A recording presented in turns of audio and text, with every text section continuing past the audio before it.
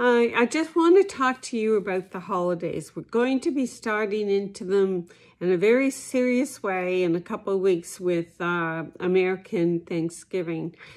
Once we start that path of our holiday season, it's really, really hard to in any way pretend that we don't have our husbands anymore. The thing is that once we lose our husbands, it's hard to find a way. And nothing makes it any harder than the season of Christmas and Thanksgiving and all the get-togethers and all the social things that go on around us.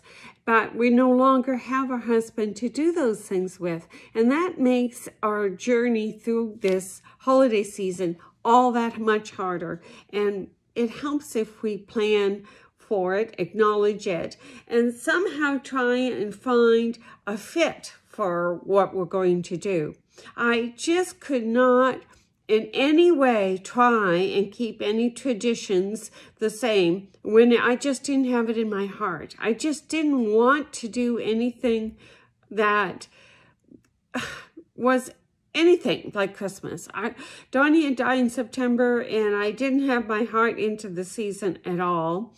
I was fortunate in the fact that I had no young children, so I didn't have to try and keep Santa Claus going.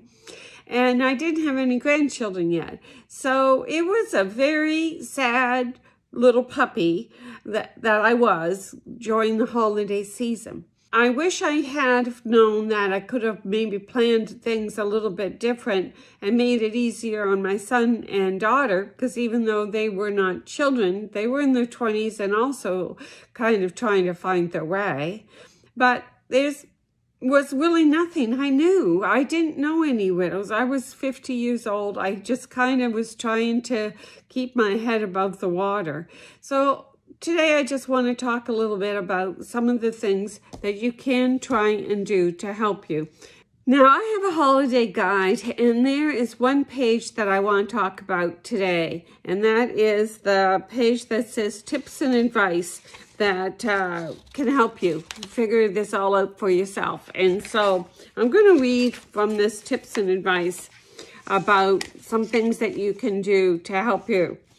Be open to exploring the full amount of your creativity. This is the time to look for new ways to celebrate your family and your friends. Maybe this is where you would have a special candle that you can light, or that you can sit around Christmas Day and just mention some other past Christmas memory that you have about your loved one.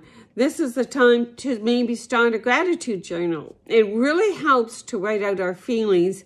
Look at a lot of traditions that are just no longer possible because your husband is gone, and see what else you can do. Maybe the holiday tradition of having your house being the most lit up house in the neighborhood has to be a thing of the past, that you're not going to be out there on your rooftop and hanging out all the lights and the decorations on your own and then trying to bring them back in. That was something that your husband enjoyed doing, and it just might not be something that you can do yourself anymore. Keep the lines of communication open with the family members. Let them know that there's going to be changes and that you're not going to try and keep everything the same, and that you want to talk about your husband, and please for them to feel free to bring him up. Don't be like the elephant in the room and not talk about him. It's important that we acknowledge that he was part of our lives. Do not get overwhelmed with the holidays. Don't try and do all the shopping and the things you normally do. If you can't keep up with it, then maybe just buying a bunch of gift cards is good enough, just to let people know you're thinking of them, or do some online shopping. Don't get overwhelmed and try and do everything that you used to do. This is really important. It's important to discuss things with the children if they're still living home. Don't let them get blindsided where they don't know what the holidays are going to be. If they're still living at home, they want to know what's going to happen. Are you going to keep some traditions? And if not, then what traditions are you going to stop doing? And if you're going to start new ones, let them know. Don't let them sit around trying to figure it out themselves. Now, one of the most important things going into the holidays, as I want you to understand, is that everybody grieves differently.